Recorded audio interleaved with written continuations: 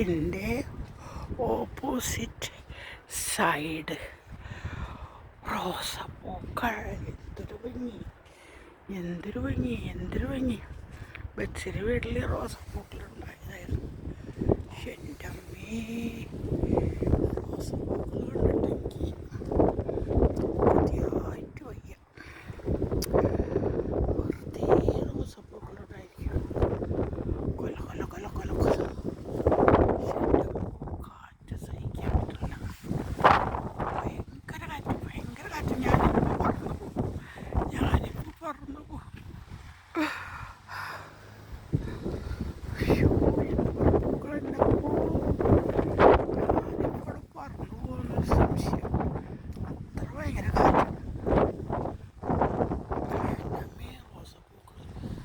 ഈശ്വര സേനിയ, എന്തൊരു ഭംഗിയാണ്. സൂര്യകാന്തി, സൂര്യകാന്തി. റോട്ടിലൊക്കെ ചെടികളാണ്, റോട്ടിൽ മുഴുവൻ ചെടി. ബച്ചരി വീട് തെറ്റി പോവാമോ?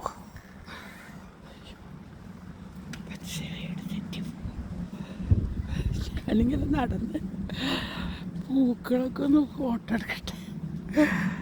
എന്തൊരു ഭംഗി.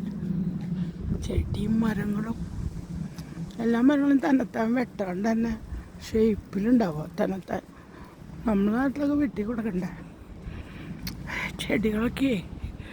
തന്നെത്താൻ എല്ലാവരും ഇങ്ങനത്തെ മതിലല്ല ഹെൻസ്. റോട്ടിലൊക്കെ ഓരോ പൂക്കൾ വീടെടുക്കണം. ഇതാണ് ബസ്സിയുടെ വീടിൻ്റെ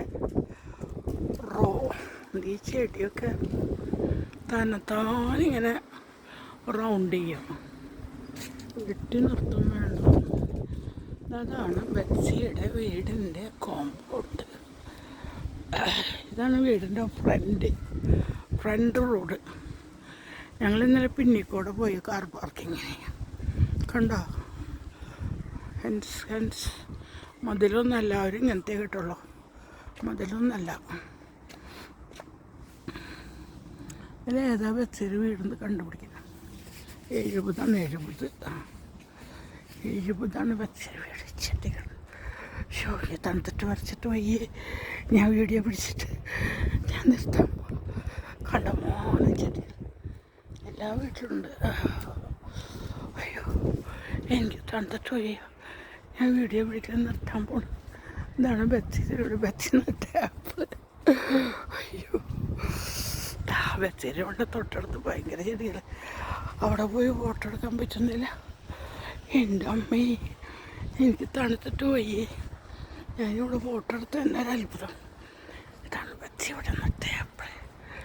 അയ്യോ, ഇതാണ് ബസ്സിയുടെ വീട് നമ്പർ 70. ഇതാണ് ബസ്സിയുടെ വീട്. അയ്യോ, കാറ്റത്ത് ഞാനിപ്പോൾ പറന്നു പോകും. മറ്റേ വീട്ടുകാരുടെ കിട്ടി ചെടികളുണ്ടോ? നൈബേഴ്സിൻ്റെ ചെടികൾ.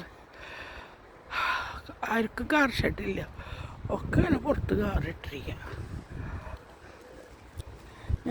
ഞാനിപ്പോൾ കാറ്റത്ത് പറന്നു. ഞാൻ നിർത്തട്ടെ. ബസ്സി ഓപ്പൺ ദ ഡോർ.